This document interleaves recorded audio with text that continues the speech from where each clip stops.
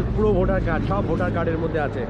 এই যে এখানে মমতা বৈরাগী নাম, এটা উত্তর চব্বিশ, সবই নর্থ চব্বিশ পরগনায় বেশি দেখতে পাচ্ছি এখানে।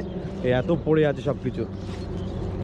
এই যে এইগুলো সব ভোটার কার্ডের সব ছিল, এই যে বস্তার মধ্যে ছিল। আর ভোটার কার্ডগুলো দেখুন এইসব সব পড়ে আছে, এগুলো সব ভোটার কার্ড। আর দেখায় কি নাম এগুলো, সালেমা খাতুন, সালেমা খাতুন, তারপরে হচ্ছে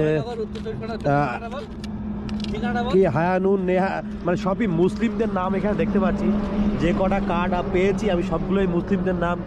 রেশমা খাতুন, এটা ঠিকানা হচ্ছে, ঠিকানাটা বলছি, ঠিকানা হচ্ছে স্বরূপনগর, উত্তর চব্বিশ পরগনা, সব উত্তর চব্বিশ এরকম। এবং পুড়িয়েছে রাত্রেবেলা, এই জায়গাটা আগুনও ধরিয়ে দিয়ে গেছে। এই জায়গাটাই টোটালটাই পুরনো, দেখেন কত সিডি ক্যাসেট থেকে শুরু করে অনেক কিছু।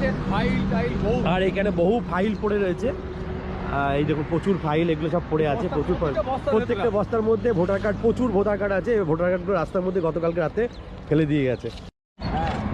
এই যে এখানে সব সব ভুয়ো ভোটার কার্ড, এগুলো সবই ভুয়ো ভোটার কার্ড।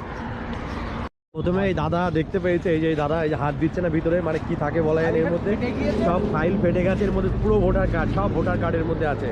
এই যে এখানে, এটা ঠিক দোয়ারপাড়া বাস স্ট্যান্ডের কাছে।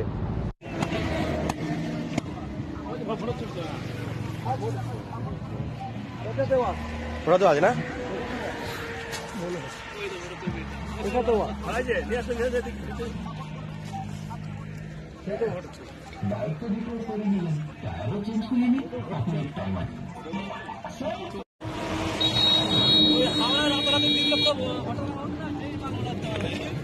পুরো ভোটার কার্ড, সব ভোটার কার্ডের মধ্যে। এই ভিডিওটা দেখে কি বুঝলেন দর্শক?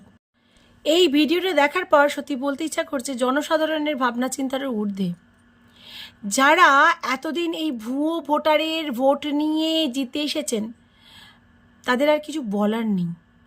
আর এত পরিমাণ ভুয়ো ভোটার যে বস্তা বস্তা করে তাদের ফেলে দিয়ে যেতে হলো রাস্তার ধারে, তাও আবার রাতের অন্ধকারে। ভেবে দেখুন দর্শক, তাহলে কি এতদিন এই ভুয়ো ভোটারের সংখ্যা বাড়ছিল?